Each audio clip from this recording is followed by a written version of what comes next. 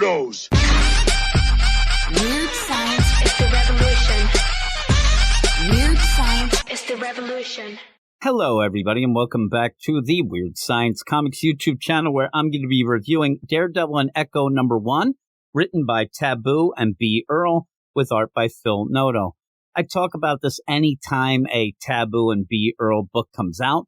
I think Taboo is pretty cool. Yeah, he's not Fergie, but he's still in the Black Eyed Peas. And so when I review one of his books, I get crazy visions of loving it, writing a review or having a video about it that Taboo likes so much that he becomes my friend. And then I get to meet Fergie. But then I read the issue and realize none of that is ever going to happen. So is Daredevil and Echo finally the book that will make my life more Fergalicious? Well, let's find out right after I ask everyone to subscribe to the channel, like the video, enable notifications, and let me know what you thought of Daredevil and Echo #1 in the comments below.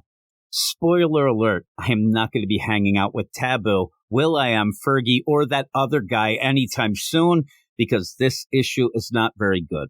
I haven't read everything Echo's been in, but I don't think that's the problem here. The story jumps back and forth between 1835 and the present to show that nothing going on in Hell's Kitchen is by accident, and that the fate of Matt, Maya, and the city was set in motion about 2 centuries ago, and since then, it pretty much has been doomed to repeat itself.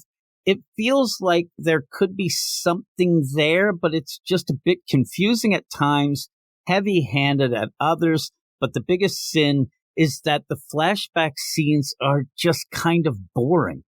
There's nothing to really grab onto there, and unfortunately that makes up half of the issue pretty much by design, and then pretty much by design it is boring.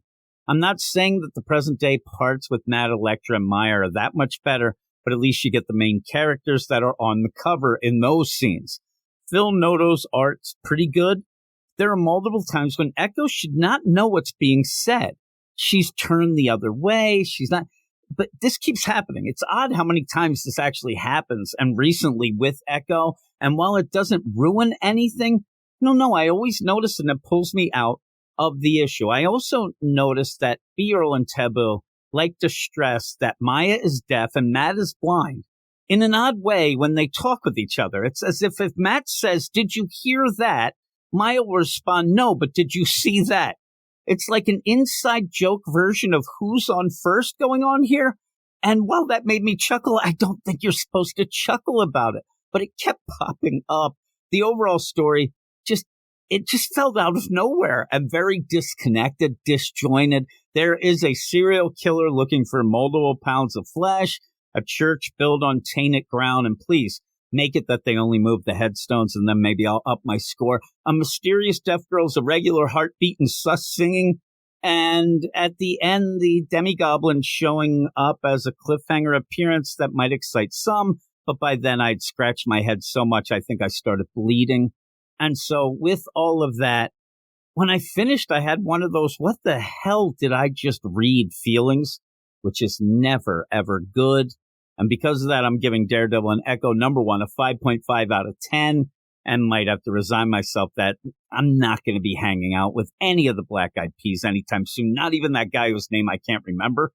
It's just not going to happen because, I don't know, Taboo and B. Earl, just not that great. I hope that they improve. I hope that over time they become kick-ass writers, because I do think that Taboo is a complete gem, and I think he's cool as hell. Just the books that he's been writing since, back at Werewolf by Night, all that stuff just hasn't been good. Hasn't been good at all. So I don't know. Let me know if you think different or if you agree. I don't know how many people will be reading this book, but if you are, let me know what you thought in the comments below. And yeah, if you haven't subscribed, please do that, like and enable all that stuff. But thanks, everybody. I might go and listen to some Black Eyed Peas. That's the closest I'm going to get to any of those. So I'm going to go and do that, and I will talk to you all later. You are all weirdos. Weird science is the revolution. Weird science is the revolution.